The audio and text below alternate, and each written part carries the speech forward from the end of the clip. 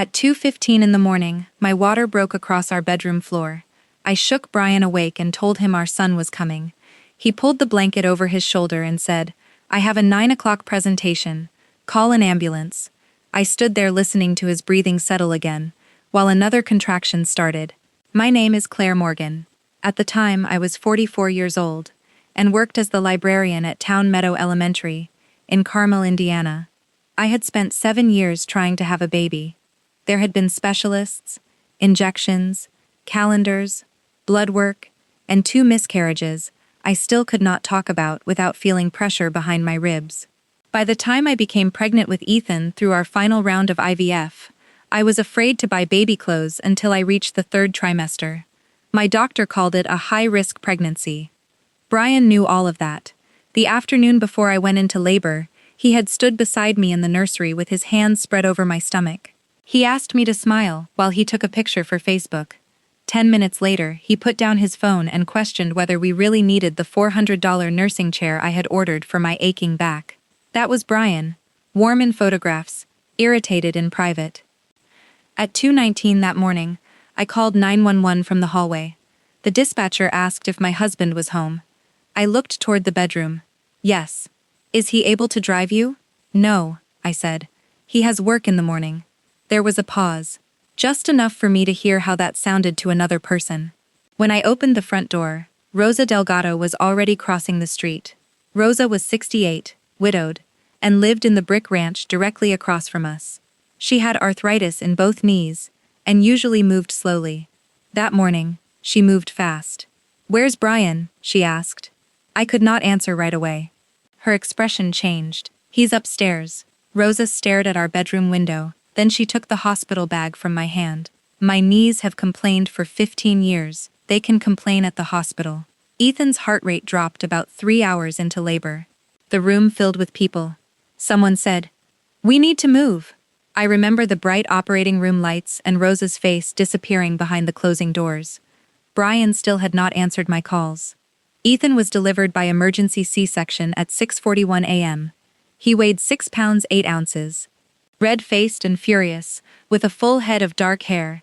The surgery took longer than expected, because I lost more blood than they wanted. By the time they brought me to recovery, I was shaking under 2 heated blankets.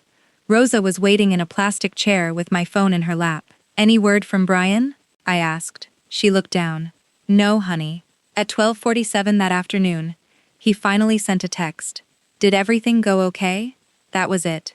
6 words. No call. No request to speak to a doctor. No question about which room we were in. A maternity nurse named Denise noticed me staring at the screen.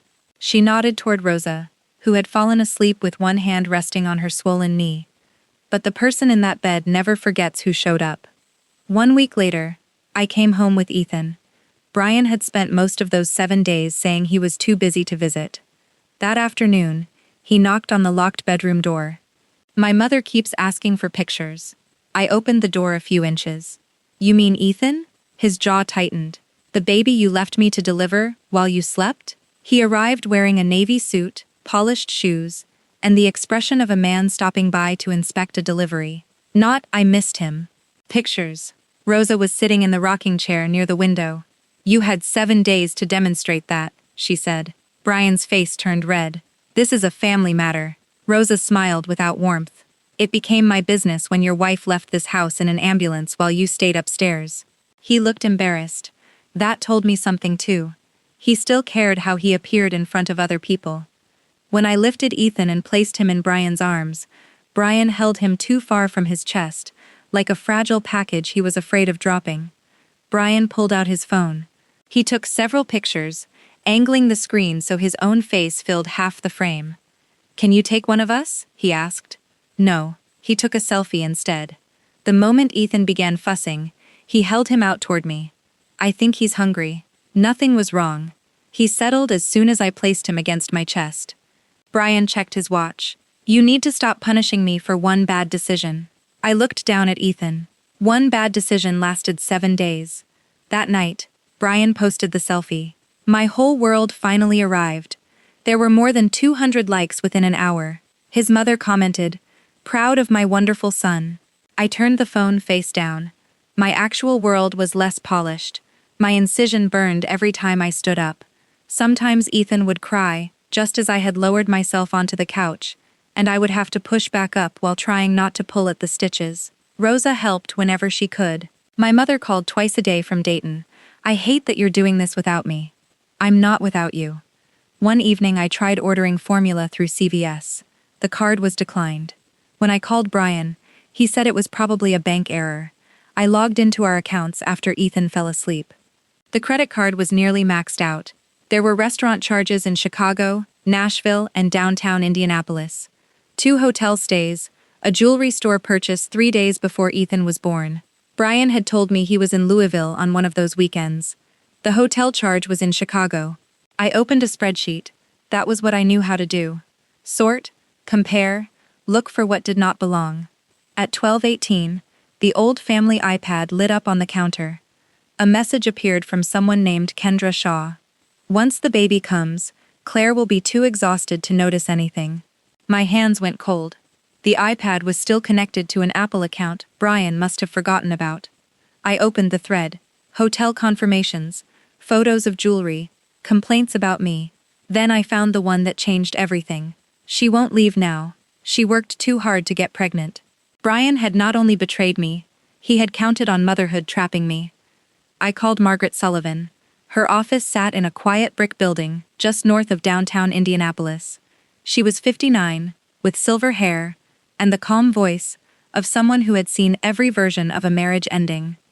"I've represented a lot of new mothers," she said. "You're welcome to stop whenever he needs you." That simple sentence nearly made me cry. Margaret waited until I finished explaining everything. Then she became serious. "Claire, I need to separate 2 things. One is what Brian did as a husband. The other is what the court cares about." Indiana was a no-fault divorce state. Brian would not lose custody simply because he cheated. What mattered was evidence, how involved each parent actually was, how marital money had been spent, whether someone tried hiding assets. "It isn't satisfying," Margaret admitted, "but it is predictable." That word stayed with me. For the first time in weeks, I felt like I wasn't walking through fog. We filed for divorce. Margaret requested temporary primary physical custody, because Ethan was still a newborn and breastfeeding. She also filed paperwork asking the court to prevent either of us from moving large amounts of money. Meanwhile, life at home became harder than I expected. I lived in 2-hour cycles. Feed, burp, change, pump, wash, try to sleep, repeat. Some afternoons I sat on the living room floor, because standing hurt too much. Brian received the papers on a Thursday afternoon. He called within 15 minutes. "This is unbelievable. I gave you 7 years. I mean recently." That evening he arrived carrying grocery bags, behaving like husband of the year. "We don't have to rush this divorce. My annual bonus gets paid in 3 months." There it was. Not our marriage, not Ethan. Money. "Is Kendra included in that plan?" His face changed. I returned with printed screenshots from the iPad. "How did you get those?" "You forgot about the iPad." He rubbed both hands across his forehead. "You were emotional. I was carrying your son." I felt something inside me become strangely calm. "No," I said. I stopped being convenient. 3 days later, I found something I hadn't noticed before. Several hotel charges matched reimbursement deposits from Brian's employer. A luxury dinner had been categorized as a physician appreciation meal. A bracelet purchased for Kendra had been listed as a client gift. I brought everything to Margaret. "You are not sending these to his employer." "I wasn't planning to." "What happens now?" "We request complete financial disclosure." A week later, Brian panicked. He transferred several $1,000s out of our savings account. He canceled one of our shared credit cards. The checking account held less than $200. I sold my grandmother's pearl bracelet, the one she had worn every Easter. I cried in the parking lot afterward. 2 days later, my phone rang. "They've opened an internal investigation." "Brian's company?" "Claire, you weren't the only person Brian believed was too tired to check his receipts." The temporary custody hearing took place in Hamilton County when Ethan was almost 5 months old. Brian's attorney described him as a hard-working father whose demanding career had temporarily limited his availability. I wanted to interrupt. Margaret gently touched my arm. Not yet. When it was our turn, she introduced one document after another. The 911 call at 2:17 a.m., the ambulance report, hospital visitor records showing Brian never arrived, his 6-word text, my daily caregiving journal, pediatric appointment records, canceled visits, financial statements. None of it sounded dramatic. Together they formed a story. Rosa testified. I heard him snoring through the upstairs window, while the paramedics carried Claire down the front steps. The courtroom became very quiet. Brian stared down at the table. When he testified, Margaret asked one simple question. If you believed your wife and newborn were safe, why did it take 7 days before you visited them? I had work obligations. No further questions. During a recess, Brian's phone rang. When he returned, his face had completely changed. His company had completed its internal audit. Several expense reports had been determined to contain false business justifications. His management responsibilities were suspended immediately pending termination procedures. Kendra stood up slowly. She looked at Brian for several seconds. Then she picked up her purse and walked out without saying a word. Patricia remained seated. Did you really use company money? Brian didn't answer. The judge returned with a temporary order. Primary physical custody would remain with me. Brian would receive shorter, structured parenting visits. He was ordered to complete infant care classes before requesting overnight visits. Nobody clapped. Real justice rarely sounds dramatic. Outside the courthouse, Brian caught up with me. You ruined everything. I never filed a single false expense report. You turned my company against me. I handed my lawyer the truth. You wanted revenge. I adjusted Ethan's blanket inside his stroller. No, I wanted my son to grow up knowing that actions have consequences. Rosa slipped her arm through mine as we walked away. For years, Brian had mistaken my patience for weakness. That afternoon, he finally learned the difference. The divorce became final, just over 8 months after Ethan was born. Brian officially lost his management position. The internal audit confirmed dozens of improper expense reports over nearly 2 years. The regional sales director everyone admired became another former employee, quietly looking for work. He was required to repay part of the money. People sometimes ask whether that felt satisfying. Watching someone lose everything isn't nearly as exciting when you once loved them enough to build a future together. Selling my SUV had become unavoidable. I traded it for a used Honda Civic with nearly 90,000 miles. The first morning, I dropped Ethan off at daycare. I cried the entire way to work. When I unlocked the library, the familiar smell of books wrapped around me like an old friend. Brian surprised me too. The first several parenting visits were awkward. He forgot extra diapers. He packed bottles without warming instructions. But something slowly changed. The infant care class the court required seemed to humble him. Instead of pretending he already knew everything, he began asking questions. For the first time, those questions weren't about looking like a good father. They were about becoming one. Trust didn't return, but hostility slowly gave way to clear boundaries. On Ethan's first birthday, I reserved the children's community room at the Carmel Clay Public Library. There were balloons shaped like storybook animals, a Costco sheet cake, and coffee for the adults. Rosa was there, my mother. Even Denise, the maternity nurse from IU Health North, stopped by for 15 minutes after finishing a night shift. Brian arrived exactly on time carrying a wooden shape sorter. Nothing expensive, just something Ethan would actually enjoy. During the party, Ethan reached for Brian several times without hesitation. No cameras, no selfies.